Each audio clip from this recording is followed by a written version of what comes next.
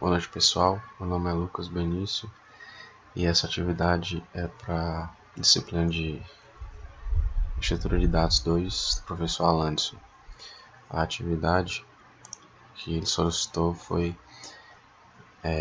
explicar os métodos atRank e rankOff da classe sequência duplamente encadeada. Então, aqui eu vou ter a classe sequência duplamente encadeada e eu vou explicar como funcionam os métodos. Primeiro de tudo, essa classe ela herda alguns métodos da lista duplamente encadeada. E aqui eu vou utilizar alguns métodos como o getFirst, como o isEmpty. Alguns desses métodos eu vou usar aqui, por exemplo. Então eu vou começar com o rankOff. O rankOff ele serve para como um método de busca.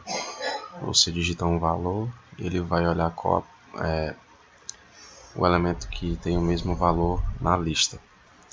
Então ele começa com esse método do tipo int e ele vai dar um valor que vai ficar aqui. Esse valor ele vai pedir aqui na classe main. Eu vou digitar um valor, por exemplo, e ele vai pesquisar. Dentro desse método tem uma variável para guardar a posição, que vai iniciar a posição 0. Então, um auxiliar do tipo nó vai ser criado, ele vai ser igual ao primeiro. Ele vai pegar o primeiro item da lista com getFirst. E aqui eu uso um whilezinho para ficar percorrendo a lista até ele achar a posição. Então dentro do while eu vou ter o auxiliar que seja diferente do final, ponto próximo, ou seja, ele vai terminar esse while no elemento final. Então enquanto ele estiver dentro do while ele vai funcionar. E dentro do while nós temos o if, que a condição do if é que se o auxiliar, o elemento que o auxiliar pegar for igual ao valor solicitado, o valor digitado, ele vai me retornar a posição. Ou seja, ele vai achar um elemento igual e vai falar qual a posição que ele se encontra. E o auxiliar vai pegar o ponto próximo, ou seja, enquanto ele estiver aqui dentro, ele vai indo pegando o próximo e a posição a posição mais vai fazendo com que vá passando para o próximo. E se ele não entrar nessa condição, ele vai me retornar o -1, que é um valor inválido. Bom, esse foi o rankOff. O atRank ele é um método do tipo denote e eu vou colocar uma posição nesse método para que ele possa ir buscar essa posição no método. E isso funciona também como método de contagem. Bom, primeiro nós temos um if. Esse if ele vai ter como condição o método isEmpty, que é o método da lista duplamente encadeada. Se ele for diferente de isEmpty, ou seja, se essa lista não estiver vazia, essa sequência, ele vai entrar aqui dentro.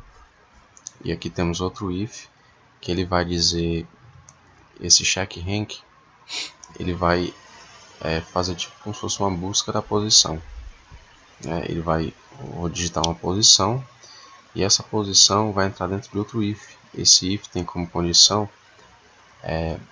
se a posição que eu digitei for inferior o tamanho dessa sequência dividido por 2, ou seja, for inferior à metade dessa sequência, por exemplo, se for uma sequência de 10 posições e for inferior a 5, eu vou entrar nesse if aqui. Esse if vai dizer o quê? Que o auxiliar do tipo nó vai começar do primeiro, ele vai ser o primeiro, ou seja, ele vai começar do início da lista, a procura. E esse for é para exatamente fazer a contagem e fazendo com que o auxiliar pegue sempre o próximo, até ele retornar à posição que ele quer. Aqui todo o método, todo o que o for vai fazer e o auxiliar sempre pegando o próximo, auxiliar get próximo. E no final ele vai retornar o auxiliar.